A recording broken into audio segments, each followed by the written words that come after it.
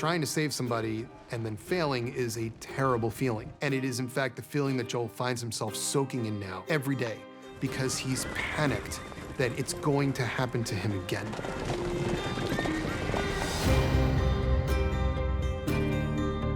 He can handle being shot at, he can handle being punched, kicked. What he cannot possibly fathom is going through the experience of losing his child again, and that's what Ellie is becoming to him. Ellie doesn't make relationships easily, mainly because the relationships she has built have been cruelly taken away from her. That's where Joel and her are the same. What's incredible was to be able to explore things that I think are very much a part of the experience of the game, but you can expand on. You're not gonna scare us. Scared him? One of those things is the internal life of these characters. With the show, there was this addition of like, he's having a physical reaction to that. He can't breathe, his chest hurts.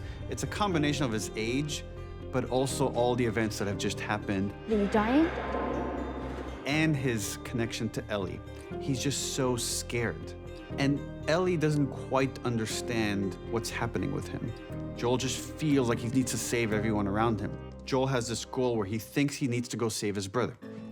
And then he arrives in Jackson. Not only does he not need to save his brother is thriving. This place actually fucking works. When we were in Canmore filming, just the little town of Jackson, I was just like, there's the bank, there's the studio, lights. I was like, they got everything. They got all we need.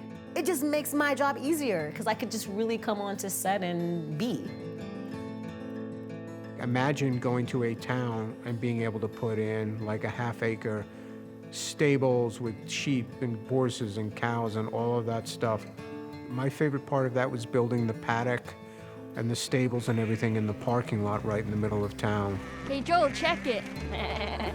When we go into these places, we're not doing anything small. We spend quite a bit of time there. And if there's one business on a street that we want to film on that doesn't want to play ball, we're out of luck. Fortunately, we've had everyone accommodate us everywhere we went. Jackson, it's this beautiful community. It's the closest some group has come to the world that we know, the world that we live in, that they could watch movies, that they could celebrate Christmas. I'm sorry about your kids. It's okay. And kid, just Kevin. Sarah was Joel's daughter. There's this beautiful moment where Joel stumbles outside and he thinks he sees his daughter.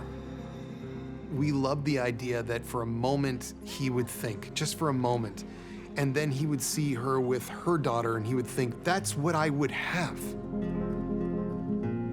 We always try to keep her spirit in the scene. I think it's always a ghost in the room between Joel and Tommy.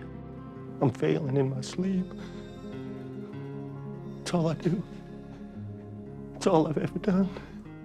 It's fail. Anybody who's like grieving or who've lost a child, everybody goes through that path differently. With Maria, I think she poured into the people because that's what she had. And I think Joel kind of just imploded. Like, I just feel like he just went into himself. But it is different to see how Maria and Joel both handle those losses very, very, very, very differently. I've lost people too. You have no idea what loss is. And that scene is perhaps the most famous scene from the game.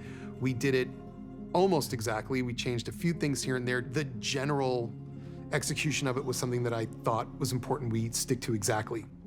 Everybody I have cared for has either died or left me. Everybody fucking except for you! Me and Pedro, both of us really felt the pressure of that. And when you feel too pressured in something, when you've created that for yourself, it can be hard to perform how you want to. Yeah, no, I had sleepless nights over that scene. I didn't envy them, so trying to like do a scene that like exists in the game and is like seared into people's mind, and they made it their own, and it's just as beautiful. Ellie admits she's afraid and that he makes her less afraid. And what Joel doesn't know how to tell her is she makes him more afraid. That when you care about something or someone, that's when the fear happens. Joel? Joel, no, shit! Ellie's biggest fear is definitely ending up alone. Joel, open your eyes.